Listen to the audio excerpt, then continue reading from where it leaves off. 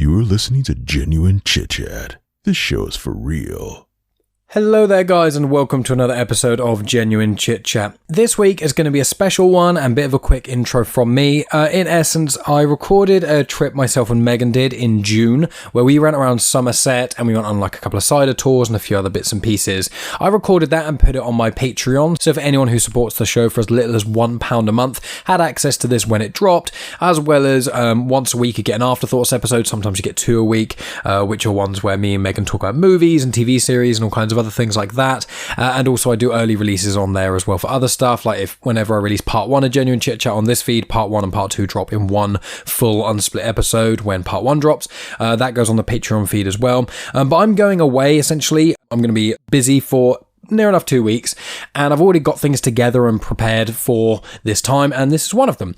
So basically, when I'm off, I'm going to be in Manchester and going to the Lake District. Myself and Megan will be recording more Afterthoughts as well, and more other episodes of things as well, so all the Patreon supporters are going to get lots of cool things while I'm away. But for all you guys on this normal feed, I thought I'd let you see what kind of stuff you can get if you subscribe to Patreon. As I said, as little as £1 a month, you get access to an RSS feed, and it's got all this bonus content as well. If you do £2 a month and more than that, you get access to future guest lists and photos of the Star Wars comics I do, and some photos and videos of my tours Wicket, and a few other bits and pieces of behind the scenes stuff and early access, that sort of tomfoolery. So really hope you guys enjoy this. I will clarify, I've edited it as best I can, but we did record it in a moving car on my phone, whereas, you know, here I'm using like a really nice microphone and all that sort of stuff, and there's not really any background noise, but this isn't a moving car, so there's the odd time we can hear a car or the audio gets a little bit off, but it's still a really fun listen. And if you like this dynamic with myself and Megan, make sure you go over to patreon.com/genuinechitchat, because as of this coming out, there will be episodes coming out of myself and Megan where we are at the moment, and also you just get loads of the sort of connection between me and Megan in our Afterthoughts episodes and lots of other stuff, because we normally go on rambly tangents about all kinds of other things as well. And also it supports the show. You know, anyone who supports the show does get one portion of my undying love, because the fact that any of you guys listen to my show means the world to me, and the fact that so many of you are willing to pay for additional content to the show and just to support the show means the absolute world to me. So if you really enjoy this little road trip thing, and also if you can spare £1 a month, then please go over to patreon.com/genuinechitchat. It would mean the world to me. I'm not going to be back with the outro thing like I normally am. I just say, you know, check the description, and I will have included, you know, the recent guest spots I've been doing, you know, on Star Wars Timeline, the multiple comics and motion things I've been doing, have not seen this, all kinds of stuff. So if you're not willing to support the show on Patreon, but you want more content from myself, and you've already listened to everything I've put out, then go listen to all the guest spots that I've done as well. And yeah, that's basically it. Thanks as always for tuning in, guys. Oh, one more thing. If you want to support the show without giving any money or anything to the show, it's completely fine. Please review on Apple Podcasts, review on Podmatch, review on, I think, Good Pods as well. Basically, any podcasting app that you can use to rate the show, please go on there and rate it. And also share on social media, tag me in things if desired, tell your friends about the show. You know, there's so many episodes out there. There's always going to be something people are going to enjoy. So please share it with your friends, because as a little show like mine, it does just mean the world to me. Anyway, guys, thank you as always for tuning in. I really appreciate it, and I'll talk to you guys next week. I may do an intro for whatever I end up releasing on this feed. I haven't fully worked out what that's going to be. It might be just old Patreon stuff as well there, just for ease, but I don't know. I will figure it out, but I'm not going to be in for an outro anyway, guys, so when this thing ends, it will end. Thank you again, guys. I really appreciate it, and here is our Somerset road trip. Welcome to Genuine Chit Chat, where we have honest conversations with interesting people, and I'm your host, Mike Burton.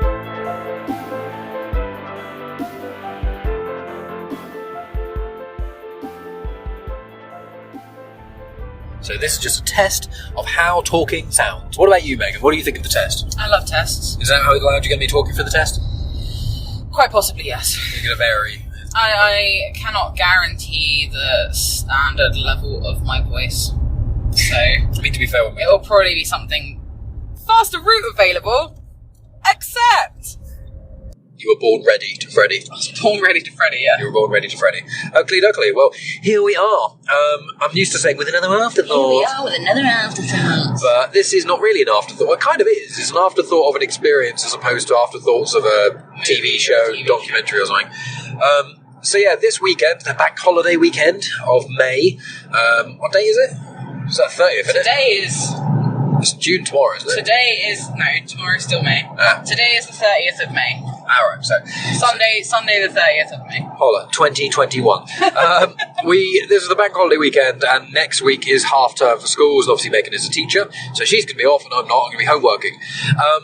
But Megan booked me a cider tour for my birthday last year, was it? It was for last year, yeah. Yes, and obviously this little thing happened called, COVID, and because of that, unsurprisingly, lots of places closed down, so we didn't get to do this. So a year later, we're finally managing to do it. Well, a year and a bit later. This is the third time I've booked to go on this tour. Yes, and so we are now driving back from it. It was in Somerset, the cider tour, and it was at a place called Sheppy Cider, which until Megan had booked the cider tour, I hadn't heard of Sheppy Cider. I mean, I also had not heard of it. I booked it on Virgin Experience, so there you go. Yeah, it was just because I love cider. Obviously, if I hated cider, it would be a pretty pointless gift. But we actually, funnily enough, a few months ago, we were in Marks and Spencer's, which is for people outside of the UK, it's quite an expensive shop that me and Megan almost never go in. But we do go. It's like an upper class food supermarket, but it's kind of like a department store, isn't it? Kind of, yeah. It's fancy. It's fancy. They do have M&S's in other countries though, because I've seen them in France and Spain. Yeah, I don't know about America though. Yeah, I'm not sure. I don't think the adverts for M&S would work in America. I don't know how they work over here. It's not just a chicken. It's an M&S chicken. Yeah, the adverts suck and they're annoying and pretentious.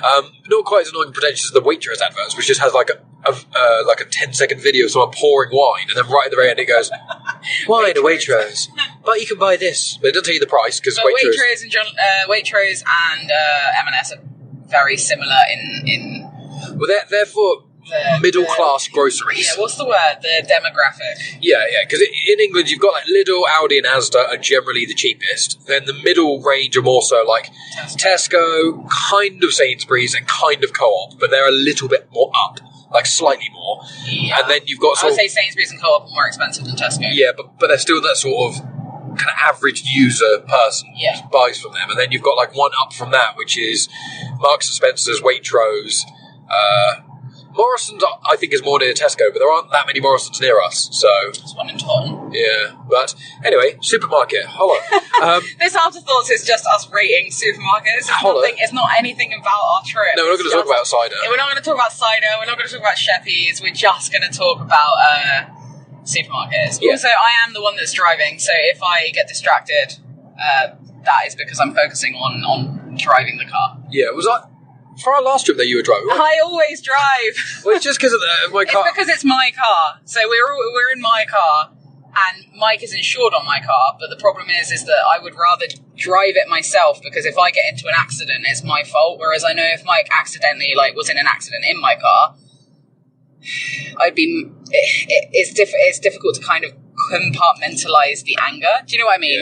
If I do it, it's my fault, whereas if you do it, it's your fault, and then I have to deal with the fact that my car has been damaged and the fact that it wasn't me that was driving it. Yeah, even though you have driven my car, Oh yeah, I've driven it on the odd occasion. If it's there's a time we went to your mum's for her birthday and then you forgot something, so I drove your car back, and that wasn't a big deal. But a long drive is meant to be if you either got ill or you really didn't feel like it or anything like that. Or if I'm tired. Well, it's like late night driving. You don't like driving at night, whereas I do. I generally, especially on country roads, prefer it because you get the lights of the vehicles, so you get a bit more warning. Yeah. Also, I know that people listening to this can't see this, but this view that we can see on my right-hand side is absolutely stunning at the moment. It's just fields and just English countryside. It's so pretty. It's just full of green. Different colours of green. And fields and things. The British countryside is very undervalued in how beautiful it can be. Especially some of our hills and things. There's some views that are just astonishing. It's very picturesque. It is very picturesque. Anyway, cider tour. But actually, I was going to say, when I release this, I'll try and remember. If I forget this, guys, please, one of you contact me and remind me. Message me on Patreon. I'll try and upload some of the photos from this trip on there. Yeah. As well. But, yeah, cider tour. The reason we brought up M&S is because Marks and Spencer's is because a few weeks ago we found 3 types of Sheppy cider at M&S. We're like, oh my god, because we never go to M&S. Yeah, I've been trying to find Sheppy cider for ages, because I booked the tour for Mike, and then I wanted to get some of their cider to be like, this is where we're going, this is what it tastes like. But I literally couldn't find it anywhere, nowhere. And then we stumbled across it in Marks and Spencer's.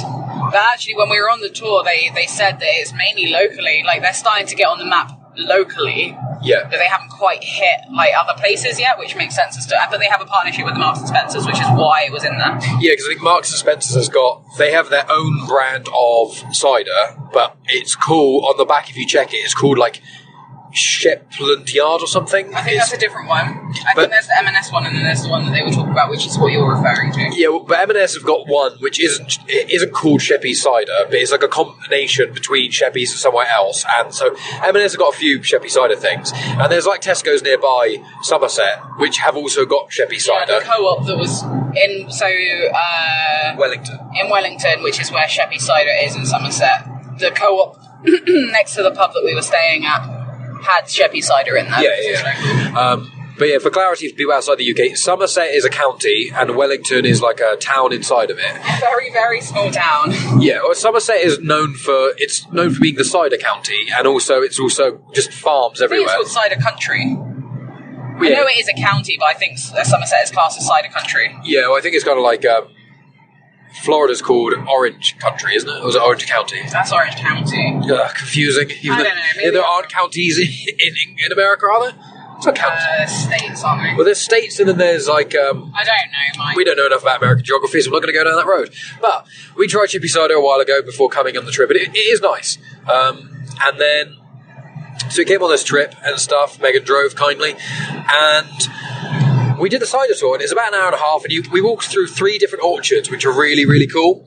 And the 3 different orchards, the guy was telling us about like the different reasons. Like, one is a specific organic orchard, and they have to get any treatment they use for the soil or any pesticides, which they wouldn't really use a pesticide. They've got like a certification from like the soil association in the UK. So if they want to do anything to the soil regarding like not chemicals, but kind of trying to treat the soil and the grass and the trees, they have to go to the association and ask for permission to find out what things are okay to use so that they can still have their certification. Yeah, because it's like with organic stuff, it's not exactly how people think it is, but it's just kind of severe reduction in the damage you do. Because obviously, like, if you get loads of bugs infesting your orchard and loads of your apples getting eaten by worms or whatever, you have to put something on there to stop the insects eating them. But you don't want to do something that's damaging to the environment, that's going to be bad for humans to consume, or is going to ruin the apples. Plus all the other elements of like, because you can put pesticides down that like destroy the soil, where you can't do that either. So they have one orchard specifically, it's organic, which is cool. And that's the one as well where they have longer grass in there, and then they let all the cows go in and eat the cows and the sheep go in and eat the grass so that they can eat organic, healthy grass, and then they use those animals for meat. Yeah, exactly, and it's a really cool thing because Sheppy Cider started off as was a farm, and it's been going since 1816. Yeah, so 205 years. They're currently on the 5th or 6th generation within the family. Yeah, exactly. And we met the wife of, I think it's David Sheppy. David Sheppy is the current. What was it? Cider master. Yeah, cider master. So it's David's family who started the business, and yesterday part of the tour was given by his wife. So I think it's like Louise or Louisa. If Louisa Sheppy becomes a patron, and then here's this. Sorry if that's not your name, but she was lovely. No, it is Louisa. I looked up. Oh, you looked up this morning. Okay, that's cool. But she was lovely, and yeah, she was really nice. So we went round the orchards, and then there's another orchard which they had, which was there are loads and loads and loads of trees, but each row was like a different type of apple. Because one thing I didn't realise is that most ciders aren't made from one apple. A lot of them are... Yeah, so I just drove past a strawberry person that Megan bought strawberries from yesterday. We were driving on like a not even a dual carriageway, a single carriageway. But yeah, most ciders are made from multiple different apples. They're normally like... Not even 2, often there's 3 or 4, where you have like 50% of this apple, and then 30% of this apple, and then 10%, that sort of thing.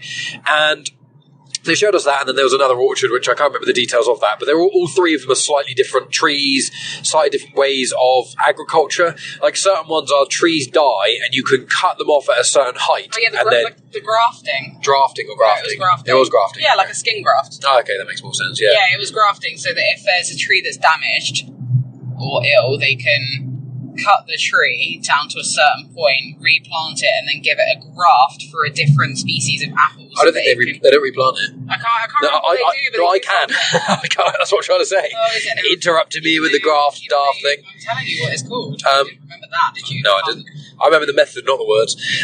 But no, they cut the tree trunk, they leave it there because it has to be connected to the soil and stuff, but then they graft parts of another tree and things into the trunk of the already established tree trunk that's in the soil and stuff, and then the tree trunk of the old tree combines with the saplings and stuff of the new tree, which then grows, so you can grow apples from a tree that is in certain soil that may not necessarily grow if the bottom of the tree was that specific type of apple. Yeah, and I think what they said as well with the grafting is that if once they do the graft, it can then create a different variation of apple. Yeah, it can. So it can make like hybrids and things. I assume that's part of the way of how they make different things. Because like when you make lots of apples and things like that, you have one tree, in layman's terms, it makes 10 apples.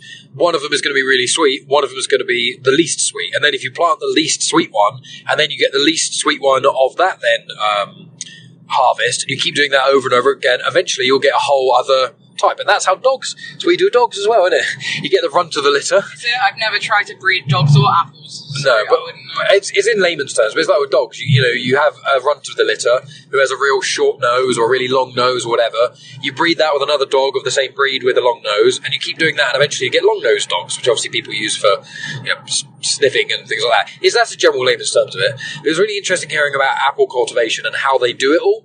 And one of the other cool things about it was that is someone calling you? Yeah, my mum's phoning me. I'm just gonna... we'll just wait it out and I'll phone her back in a second. That's fine. Oh, there we go. Done. But, yeah, and with the apple cultivation, it's very interesting to hear and how long it takes. Because they normally, if they plant an apple tree, I think they said it takes between like 10 and 20 years until it's actually fully viable for a harvest or something. Yeah, and they said that so one of the orchards that you drive past when you go to Sheppy Cider has been there for like over 100 years. Yeah. I think they said that it was first planted in like, I think one of them was in the 1930s. Yeah, it was planted in the 1930s, which is pretty cool. Yeah, and they also, when we went there, after we did the tour, went through the museum, saw some really old, cool equipment they used to use.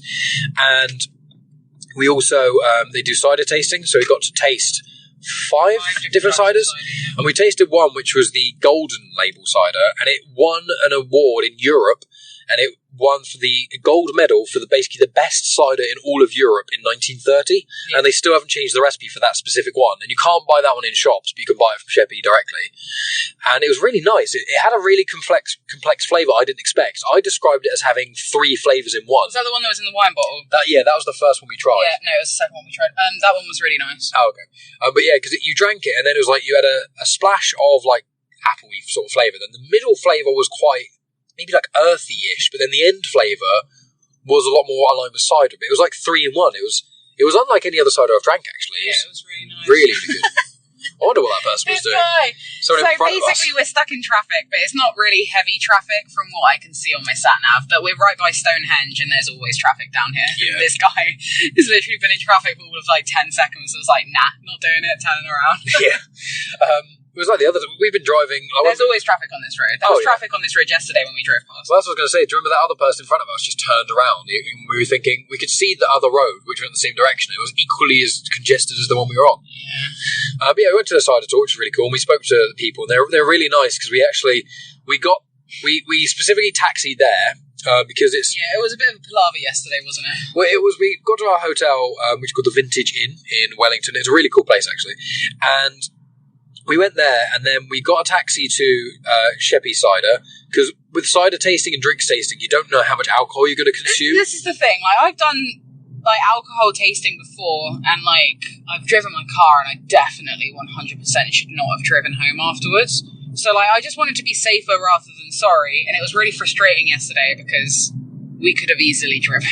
Yeah, because I'd say we drank from the tasting alone. We had about a pint altogether. Maybe a pint. I think it's still less than a pint. I think it's about a pint. But still, like a pint of cider, unless it was 9%, which only one of them was, I think, was 8%. I think there were a couple that were 6% plus. But I think still, most of them were 6. A pint of cider would have been fine. Yeah, exactly. Especially because the drive was about 10 minutes. We had to walk back, which took about an hour. Yeah, so we phoned the taxi company to come and pick us up. And I was like, is there any taxis available for as soon as possible? Blah, blah, blah, blah, blah. And this was about like... 4? No, it wasn't even that. It was like 3:30, 4:45. And they were like, yeah, sorry, there's no taxis free until 6:30. And I was like, oh, shit. And we tried another taxi company like 4 times, and there was no answer from this taxi company. Yeah, they just didn't answer at all. So then Mike and I made the decision to walk back. It was about 5k. It was about from Sheppy Cider to our hotel. So we walked back in the it was very hot yesterday as well. It was very hot, yeah. We were lucky with the weather, but it was quite a nice walk, to be fair, so it worked out. It was lush. We got to walk past some really nice fields and some fancy houses. Yeah, some of the houses were silly. They were massive.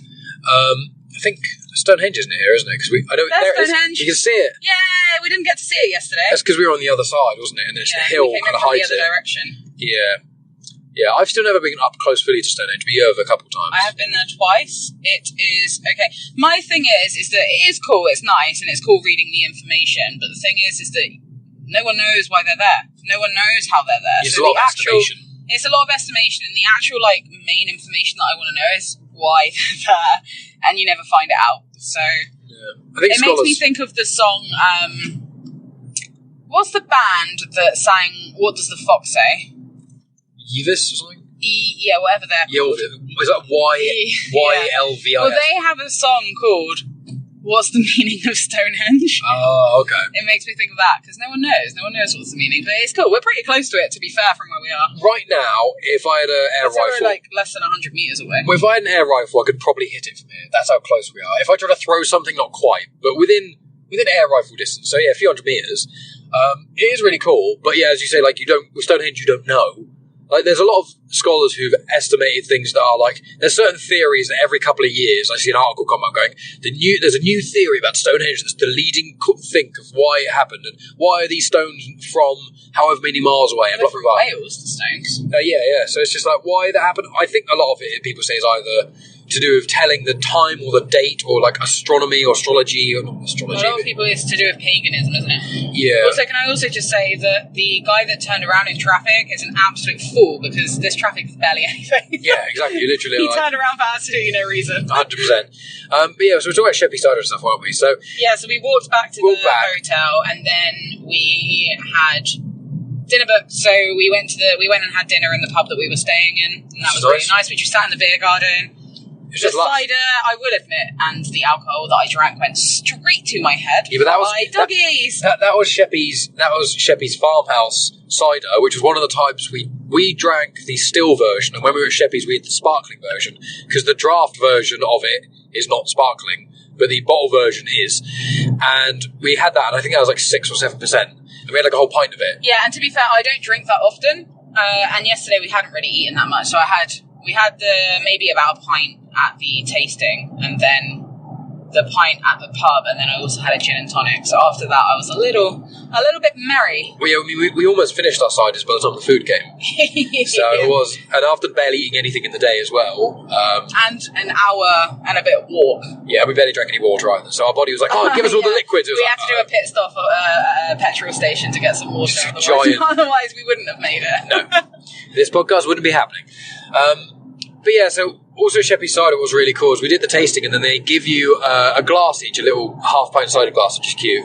And then they give you with the experience that I booked, you got that, yeah. Yeah. And then also we got a free cider. You speak to the woman who's the woman we spoke about, Louisa, and she says, "What kind of cider do you want?" Blah blah blah. And after doing the tasting and stuff, she gives you one for free as a sort of here's one to try, and then you're allowed to choose either you get a discount in their restaurant cafe thing, or you could have a crate of cider. No, so what happened with that is with the Virgin experience that I booked, you were entitled to getting a £15 voucher per person to eat at the restaurant, and that was the thing that was included. Yeah. But because of COVID, when they started redoing the things, originally the restaurant wasn't reopened. Yeah. So they then offered the option of being able to have a crate of cider.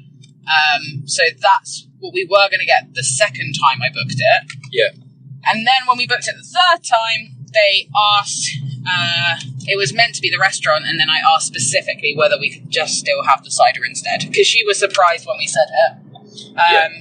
I asked for that option specifically because it had been previously. I'd rather get a crate of cider than go out for a meal. Well, especially because the time... Because it's obviously different as well. Also, that we would either had to have got there early to have lunch there, or we would have had to get there... we'd had to have dinner there, but it was like... we were nearly late to the cider tour anyway because we got stuck in traffic on the way to Somerset. Yeah, it took us 4 hours to get to Somerset. When the sat-nav said 2 when we initially left, and we got to the hotel 5 minutes before the taxi arrived to pick us up. So we were saying that the people at the cider place were really nice. So Sheppy Cider were really nice. The reason for this is because obviously we ended up having to walk back to the hotel. So the crate of cider that we got for free includes it in the Virgin experience. They let us keep that overnight. Yeah. And then we went and picked it up today. Yeah. They were really, really nice. Yeah, and when we went back today, we obviously bought even more. So we got the crate of cider, which was 12 bottles of cider, and you can choose which one they were, and it was from their top 2 shelves in their store, because they've got like, I would say, I think they've got about 15, maybe 20 varieties of cider. Oh, I don't know if it's that many. There's definitely at least... We got, I think, the top 2 shelves are 12 alone. There were 5 shelves, and there was at least 2 per shelf. Plus, there were some additional ones they had in the shop as well. I don't know. They had at least 10, but I think they probably had maybe 15-ish. But regardless, they had quite a lot of ciders, but they had certain ones on the top shelf, which were the slightly cheaper ones, and the ones on the bottom shelf. And the crate included a mix and match of 12 from the top shelves. So we did that, and blah, blah, blah, and then came back today, in Megan's car, driving and whatnot, so we could go in the shop properly and take a look around. And we bought, like... more cider. So we've got 2 crates of cider. I bought my mum an apron. We bought some charcoal cheese because I am very excited about the charcoal. Have you ever tried charcoal cheese? Yeah, we've tried it together. Yeah, but have you had like it properly rather than a little taster? I think I've only ever had a taster. I think the only time that either of us have had this one has been a taster. You know, when we went to what's it bloody called? The music festival that the Panatical's always in. It's Chris Evans Carfest, isn't it? Carfest, yeah. Yeah. No, because I had it before then. Oh, really? That's why I got excited about charcoal cheese, because I had it once when I went to Partyfield with Natalie and that lot. Do you remember I don't know if I said to you, but I saw an English teacher of mine at the market at Partyfield. Yeah. I don't remember that, but yeah, okay, fair enough. And that's where I tried the charcoal, because I saw black cheese. I was like, what on earth is this? And then, it's got charcoal in it. And I was like, charcoal and cheese? Try a bit of that. And I was like, that was lush. But I didn't want to buy any because I was at a music festival, but... You don't really want cheese festering over the course of a week. Well, I was at a music festival, but it wasn't like a closed off festival. It was a very, very small thing, and you could just leave whenever you want. So in the morning on one of the days, a batch of people went to the nearby town where the market was on, and I went as well to buy supplies, cider, that sort of thing. It's like, I don't really want cheese in my tent for 2 days. It's a fucking stink. No, yeah. So I tried it, and since then I've been trying to find charcoal cheese, and I haven't been able to find it, but... We found some in Sheppy Cider. Well, I tried to buy you some for your Christmas gift, because for your Christmas gift I bought you like 5 or 6 different cheeses, but the one I wanted to get was the charcoal one. That was the main one I was on the search for, and I went to like 4 different shops and nowhere had it. So we got some charcoal cheese, so exciting. I also got some smoked cheese. Oh yeah, smoked cheese is like one of my favourites. I love that. So we got some cider and some cheese, which is cool. So our car is basically full of cider and cheese. And I said, my car feels considerably heavier. It feels a lot heavier than it did yesterday. And it was also like with I jokingly said, like, if I retired, I think the 3 places I'd like to retire would either be Iceland, Tenerife, or Somerset. Yeah. Because Somerset is just cider, cheese, dog walking, and loads of really lush places to walk. Yeah, because there's so many National Trust and parks and things. What's the other one? National Trust and English heritage sites. Yeah. Are in Somerset. Yeah, basically free or generally cheap or donation places that you can go that are historical value or nature reserves, that sort of thing. And we actually today, when we were walking around, in fact, when we were walking back from Sheppy Cider, and when we drove up here, we could see in the distance this really big obelisk. Now, people in America, and I think England, should know what an obelisk is, but the most famous one is probably the Wellington Monument, which is the tallest obelisk in the world, I think. And what makes an obelisk is just a tall column with a point at the top, but it has to be 4 sides. Whereas what they've got here, we saw in the distance, this massive obelisk on a hill. And it turns out that this is a 3-sided obelisk, so it doesn't count as an obelisk. It's called something else, but it's not. It's a structure. A 3-sided, very tall structure. And it's the tallest in the world. Yeah, so it's not... It's not that tall. No, surprising. It is a very tall. Like, if you jumped off it, you'd definitely die. It's a very big block of flats, like height. Yeah. It's not short by any stretch. I think it's 50 meters, and it was 160 Something for, yeah, so it is high, and it's the Wellington Monument for the Duke of Wellington, who won the Battle of Trafalgar, and he had nothing to do with Somerset. It wasn't the Battle of Trafalgar. Waterloo, sorry, it was Battle of Waterloo. Yeah, I got Battle it. of Trafalgar. That was Napoleon, wasn't it? No, what's wrong with you? What's wrong with you for not knowing history? I'm sorry, I don't know the Napoleon. Battle of Trafalgar was oh shit, what's his name? He had one hand. I don't know. He had one it was Trafalgar, wasn't Jamie Lannister? I don't bloody know. Trafalgar, what was his name? I don't know. Stop asking me. I would Google it, but I can't. I'm driving. I'll have to Google it on my phone so people have to hear the tipper-tapping away. Tesla, 2021 Tesla. Okay. GZ. Battle of Trafalgar, Battle of Waterloo. Where was Napoleon? It was Waterloo. What? No, Napoleon to do with France. Napoleon fought us. They fought us. We won the battle against Napoleon. Oh, I see what you're saying. That's why he's... Oh, my God. But I think that's Trafalgar as well. Napoleon Bonaparte. Here we go. French military leader, blah, blah, blah. French Revolution, blah, blah, blah, blah. He died there, he buried there. Yeah, but I want to know the name of the guy. I'm trying to find it. Napoleon Bonaparte, blah, blah, blah. Yeah. The Battle of Waterloo. That's fine, okay, that's fine. I'm just saying it wasn't the Battle of Trafalgar. No, it wasn't. It was the Battle of Waterloo. Now I want to know who the guy for us was on the Battle of Trafalgar. Duke of Wellington. I want to find out who the Duke of Wellington was, because we're getting confused. No, I want to know what the guy's name is from the Battle of Trafalgar. That's nice and specific. I've said that multiple times. No, you said the guy's name. Which guy? Our guy? Our guy, yeah. That one guy we've got. Hand. Sir... Is it Nelson? He could be, I don't bloody know. This is the thing, this is a good show of English, how bad history is in English class. We get taught this stuff in like primary school, and then we don't get taught any more information. You just know that Napoleon wasn't as short as people said he was. That was a misconception. He lost the battle against us, and we won. And there's not much else about it. Trafalgar, blah, King George IV, Nelson's. Well, it says Nelson's Scotland, so I assume it is Nelson. Yeah, Nelson something. Okay, that's fine. That's all I wanted to know. Yeah, it's there's Sir Henry Havelock is one of them. There's the 4th plinth and stuff. Then there's also Lord Jellicoe. My mum is phoning me again. Lord Beatty. Yeah, there's not one guy here. There's literally... No, that's fine. I just wanted the Nelson. I was right. It doesn't matter. I didn't find Nelson. I just saw a monument's called Nelson. Okay, well, whatever. It's Nelson something. There you go, guys. There you go. History lesson. Cut all of this rubbish out. I might do. This is pathetic. Neither of us have any idea about English history. Anyway, so we've gone off on a ramble. There's a massive There's a massive obelisk, and it is... Not a monument. Not an obelisk.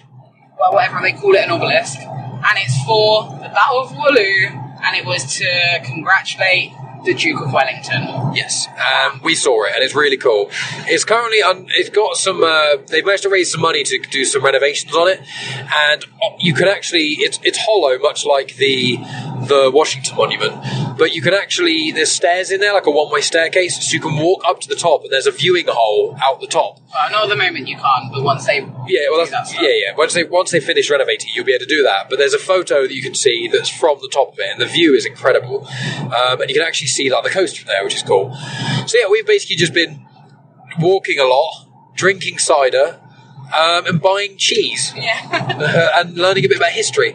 But Somerset is such a lovely place, like not only to drive through, but there's so many cool little villages, and I feel like easily, if money wasn't an object, I could spend months just going around Somerset to all the different places. Oh, 100%. There's so many places in Somerset that are lovely, and like it's just a really pretty place. Like, I mean, if you're not someone that enjoys walking, or cider, or dogs, or like, it's not really the place for you. It depends on what kind of holiday you like as an individual. But like, we were saying this to the volunteers that work for the National Trust earlier, that although COVID has been shit, like, it's been awful, and being like locked up has been rubbish, and all of the deaths have been horrible, etc., etc., but the one nice thing that has come out of it is that normally Mike and I would always go on holiday abroad, but it has given me, anyway, a newfound respect for a lot of the places that we have in the UK, because there are so many places that are so nice here, but I always want to go abroad because when I'm older, it'll be a lot easier for me to travel in this country as opposed to in different countries. But it's just made me kind of appreciate this country a little bit more. Yeah, because when we have kids and stuff, obviously, we will want to go abroad. But taking a kid under the age of 5 abroad is... It's expensive, and also a lot of the time they're not going to remember it. Well, they're not going to remember it. It's quite difficult, and also you can't do everything you want to do because one of you has to take care of the kid. Like, you know, it's... Obviously, people can have nice memories. My parents took me away when I was really young. But, like... that when the kid's that sort of age, in my opinion, it's better to do local travel because, like, if you just have a weekend in Somerset with a baby or young kid, you can do relatively everything we've done today, apart from an hour-long walk back in the sun. You know, we would just not have drunk, or one of us would have driven that thing. But aside from that, like walking around nature reserves and national parks and looking at museums, as long as the baby isn't like a horrendously cryy baby, you're going to be fine. You can do everything you want to do. And we're not big drinkers anyway, so it's not like we wanted to go out and get drunk every night. And also for me, like, going out and getting, like, wasted in places that I don't, like...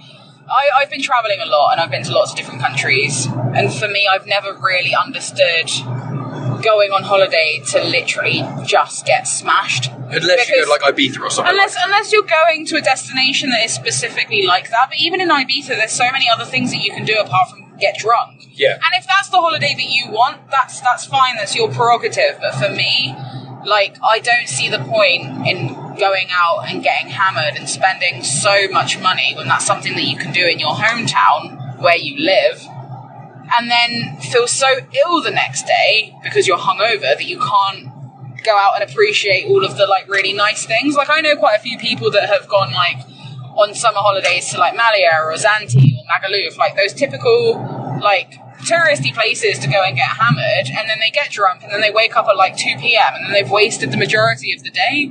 I like to get up early. I like to go out.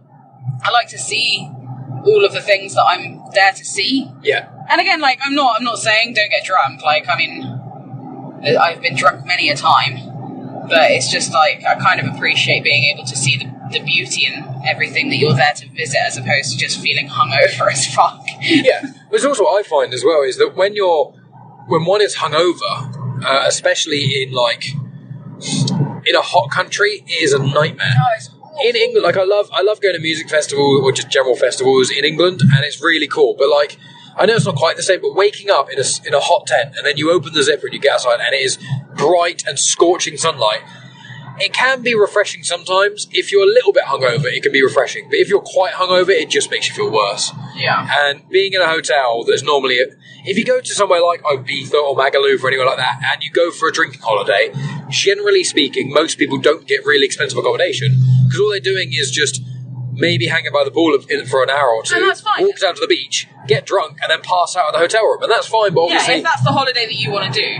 It's just that's not my cup of tea. Yeah, exactly. And it's each to their own, but if you and I are going to spend money going out and do stuff, we want to do stuff we can't do at home. And obviously there's not, to my knowledge, many cider orchards around Southampton. I know there's loads of wine places. There are a couple of wineries which I have no interest in. I'm not sure about ciders around Hampshire. I think it's more like Devon and Somerset that have the predominant cider area. Yeah, it is interesting. I wonder why that is. I wonder if it's just the amount of farmland, because obviously Southampton is a port city. Well, it might be farmland, but it also might be just like land, like how much water you get, like what kind of soil you've got, soil, and also it depends on the water that you get in that area. Like we have in Southampton a lot of limescale in our water. Yeah, we have hard water. Like even drinking from the tap in the hotel in Somerset, the water tastes completely different to what it tastes like at home. Yeah. So. That's why I like going to Wales. When you go to Wales, the water tastes so goddamn good. It's so clean and pure. See, I like drinking hard water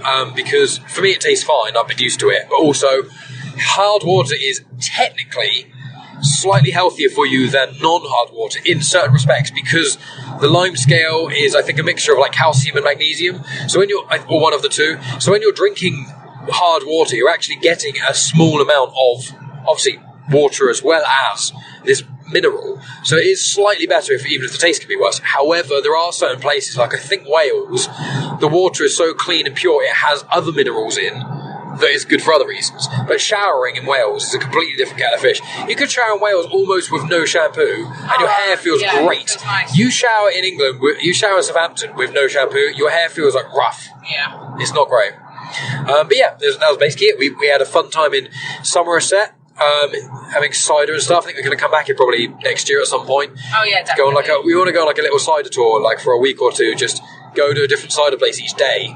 Because even the one... we want to go on a cider place every other day or something, and then we can go visit all of the different museums and zoos and that sort of thing. And like just walking and hiking and stuff. And there's loads of cool historical places, castles and stuff. I bloody love castles. So it's going to be a lot of fun. But even Louisa Sheppy, she said she encouraged people to go to other cider places. Really different. Yeah, well, she was saying, like, I hope you enjoyed Sheppy's. Please go to other places in Somerset. And she was like, go to the other cider orchards in Somerset because everyone does their manufacturing slightly differently. Everyone has, like, different apples. Everyone has a different story of how they started things. Because obviously Sheppy was just a farmland. And then they started making cider, I think, because... I think they just had some spare space or something like that, and then they gave their workers cider. They paid them partly in cider, partly in money, back in the 1800s when that was legal to do.